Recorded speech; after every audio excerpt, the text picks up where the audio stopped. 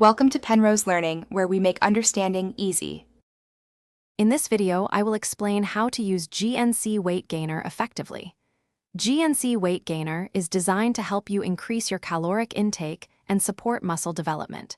It's packed with protein, carbohydrates, and essential nutrients. To start, consider taking 1/2 to 1 full serving per day, depending on your individual calorie requirements and fitness goals. The best times to consume it are either between your main meals or right after your training session.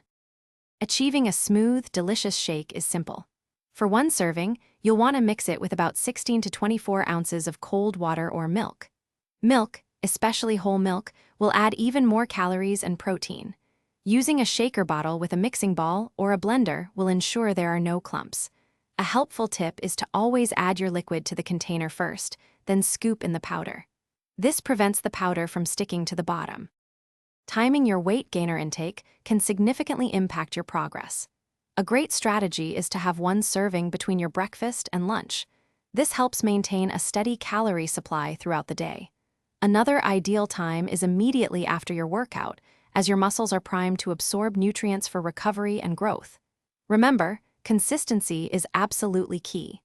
Aim to consume your gainer daily, even on rest days, to continuously support your caloric surplus and muscle-building goals. To truly maximize your results with GNC Weight Gainer, it's essential to integrate it into a holistic approach. This means pairing it with a balanced diet full of whole foods, not just relying on the shake.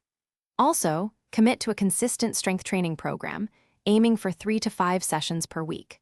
Finally, don't underestimate the power of rest. Getting 7 to 9 hours of quality sleep each night is vital for muscle repair and growth. These elements work synergistically for optimal gains. Thanks for watching. If this was helpful, leave a like and consider subscribing. See you next time.